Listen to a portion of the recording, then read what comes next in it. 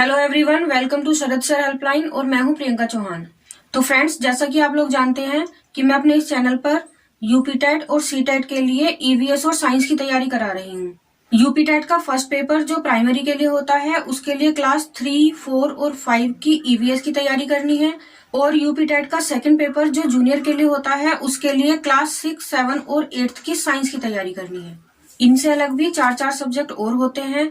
कुल मिलाकर दोनों पेपर में 5-5 सब्जेक्ट होते हैं। अगर आप लोगों का साथ मिला तो जल्दी ही हम बाकी के सब्जेक्ट की तैयारी भी शुरू कराएंगे। तो फ्रेंड्स, जो लोग हमारे चैनल पर नए हैं वो हमारे चैनल को सब्सक्राइब कर लें और बेल आइकन को भी प्रेस कर लें, ताकि हमारे आने वाले नए वीडियोस के नोटिफिकेशंस आपको टाइम पर मिल सके और आपका कोई भी टॉपिक छूटने ना पाए। तो चलिए हम अपनी क्लास को स्टार्ट करते हैं।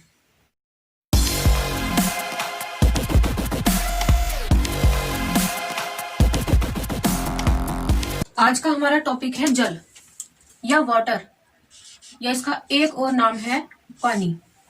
आज हम पानी की बात करेंगे। देखिए, यह है हमारी अर्थ। अर्थ का 3/4 भाग सिर्फ पानी है और 1/4 भाग जमीन है।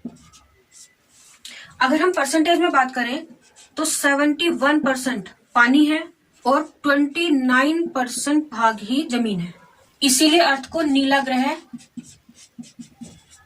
या ब्लू प्लेनेट भी कहा जाता है। अगर हम इस 71% को पूरा 100% मान लें तो इस 100% में से 97% जो पानी है वो सिर्फ समुद्र में पाया जाता है, जो कि खारा होता है। अगर हम बात करें महासागरों की तो प्रशांत महासागर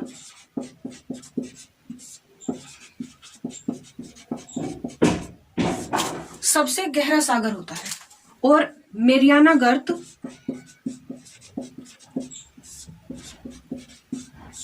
सबसे गहरी गर्त होती है।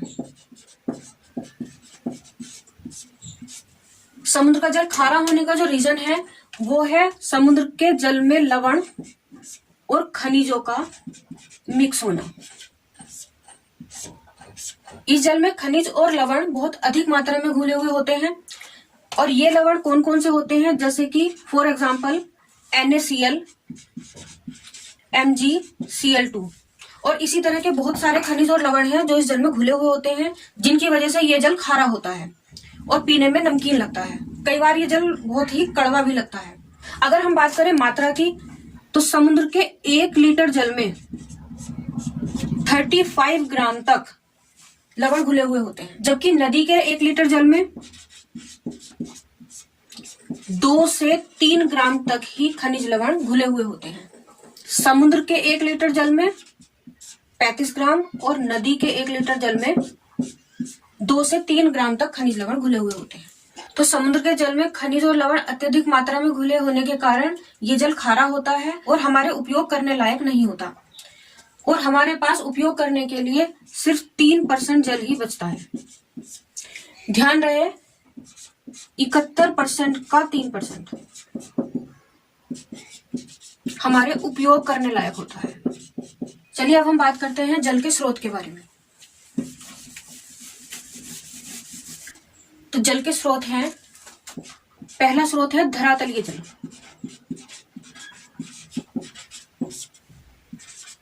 दूसरा होता है भूमिगत जल, और तीसरा होता है हिमनद। अब हम सबसे पहले बात करेंगे धरातलीय जल के बारे में। धरातलीय जल कौन सा होता है और कहां से प्राप्त होता है? धरातलीय जल वो जल है जो पृथ्वी की सतह या धरातल पर पाया जाता है, जैसे कि समुद्र के रूप में, नदी के रूप में,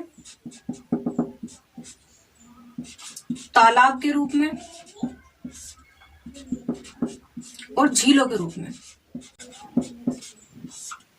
समुद्र का जल खारा होता है, जैसा कि मैं आपको पहले भी बता चुकी हूं कि समुद्र का जो जल होता है वो खारा होता है, जबकि नदी का जल मीठा होता है।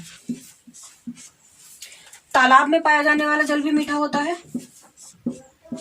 लेकिन जो हमारी झीलें होती हैं झीलों में कुछ झीलों का जल मीठा होता है और कुछ झीलों का जल खारा होता है।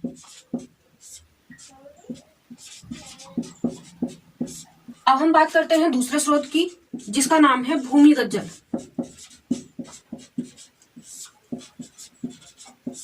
भूमिगत जल, जैसा कि नाम से ही पता चल रहा है कि भूमि के अंदर स्थित जल, और जिसको भूजल भी कहते हैं।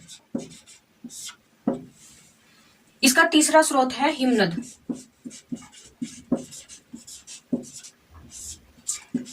हिमनद वो जल है जो बहुत समय पहले बर्फ के रूप में जम गया था और वो आज भी वैसा ही जमा हुआ है। हिमनद का जो जल होता है वो बहुत ही स्वच्छ, मीठा और पीने योग्य होता है, हमारे उपयोग करने लायक होता है, लेकिन फिर भी हम उसे उपयोग नहीं कर सकते क्योंकि वो हमारी पहुंच से बहुत दूर है। तो यहाँ से क्या रिजल्ट निकलता है कि हमारे उपयोग करने के लिए कितना जल है और कौन सा जल है। देखिए, समुद्र का जल तो खारा होता है, जिसे हम बिल्कुल भी उपयोग नहीं कर सकते।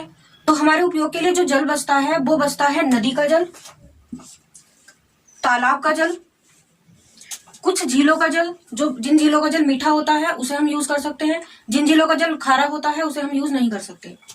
भूमिगत जल को हम यूज कर सकते हैं। हिमनद हमारे उपयोग करने लायक होता है लेकिन हम इसे यूज नहीं कर सकते। तो कुल मिलाकर रिजल्ट ये निकलता है कि जो 71% जल है उसमें से सिर्फ 1% जल ही है जो हमारे उपयोग करने लायक है। इसीलिए हमें पानी बहुत ही सोच समझ कर यूज करना चाहिए और पानी की जितनी हो सकता है उतनी बचत करनी चाहिए। एक बात और मैं आपको बता दूं कि जैसा कि मैंने बताया कि सिर्फ 1% पानी ही है जिसे हम यूज कर सकते हैं। उसमें से भी अगर उस 1% को हम फिर से 100% मान लें तो उस 100% का 70% पानी ये तो सिर्फ सिंचाई में ही यूज हो जाता है। तो हमारे पीने के लिए या हमारे काम में लाने के लिए जो पानी बचता है वो बहुत ही थोड़ा पानी बचता है। वो बात अलग है कि पूरी पृथ्वी पानी से ही घिरी हुई है। जैसा कि मैंने आपको स्टार्टिंग में बताया था कि हमारी पृथ्वी के 3/4 हिस्से पर पानी है और सिर्फ 1/4 हिस्से पर जमीन है, लेकिन हमारे उपयोग करने के लिए तो बहुत ही कम पानी है। पृथ्वी पर मीठे पानी का जो सबसे बड़ा स्रोत है वो है वर्षा का जल। तो नदियों में, तालाबों में, और जो भूमिगत जल होता है वो वर्षा के जल की वजह से ही होता है। तो हमें वर्षा के जल को भी संग्रहित करना चाहिए। अगर हम वर्षा के जल को एकत्रित कर लें तो हम उसे गर्मी के मौसम में यूज कर सकते हैं, क्योंकि जब गर्मियों का मौसम होता है तो बहुत जगह सूखा पड़ जाता है और पानी की कमी हो जाती है। तो हमें क्या करना चाहिए, हमें वर्षा के जल को किसी भी तरह से एकत्रित कर लेना चाहिए। वर्षा के जल को एकत्रित करने को ही जल संग्रहण या जल की खेती भी कहा जाता है। तो जल का संग्रहण हम कैसे कर सकते हैं, यानी कि हम वर्षा के जल को किस तरह से इकट्ठा कर सकते हैं। तो हमें क्या करना चाहिए, हमारी छतों पर चारों कोनों में लंबे पाइप लगवा देने चाहिए, जिससे कि वर्षा का जो भी जल हमारी छत पर इकट्ठा होता है वो उन पाइपों के द्वारा नीचे आ सके। और नीचे जहां भी आपके पास खाली जगह हो वहां पर आपको एक बहुत गहरा गड्ढा खोद देना चाहिए, जिससे कि उसमें वो पानी इकट्ठा हो सके और उस इकट्ठे हुए पानी को जरूरत पड़ने पर हम यूज कर सकते हैं। हम उसे पीने के लिए तो यूज नहीं कर सकते, लेकिन हम उसे कुछ ऐसे कामों के लिए यूज कर सकते हैं जहां पर हमें जो पीने का साफ एकदम पानी होता है उसको हमें ना यूज करना पड़े और उसकी जगह हम उस वर्षा के इकट्ठे करे हुए पानी को यूज कर सकते हैं। इस तरह से जो वर्षा का जल इकट्ठा किया जाता है उसी को जल संग्रहण कहते हैं या फिर जल की खेती भी कहा जाता है। तो पानी को सेव करने के लिए हम लोग इतना तो कर ही सकते हैं। ये हमारा आज का टॉपिक था जल, जिसके बारे में मैंने आपको बहुत कुछ बताया, और इसी टॉपिक को हम अपनी अगली क्लास में कंटिन्यू करेंगे और इस टॉपिक से जुड़े हुए कुछ और तथ्यों को डिस्कस करेंगे। तो फ्रेंड्स, आपको आज की मेरी क्लास कैसी लगी कमेंट बॉक्स में कमेंट करें। और आज मैं आपके लिए एक क्वेश्चन भी छोड़ रही हूँ। मैंने वीडियो के बीच में एक नाम लिया था मेरियाना गर्त, तो आपको मुझे बताना है कि उस मेरियाना गर्त की गहराई कितनी होती है। इस क्वेश्चन का आंसर आपको कमेंट बॉक्स में जरूर देना है। तो ये था हमारा आज का टॉपिक। मिलते हैं अगली क्लास में, तब तक के लिए गुड बाय।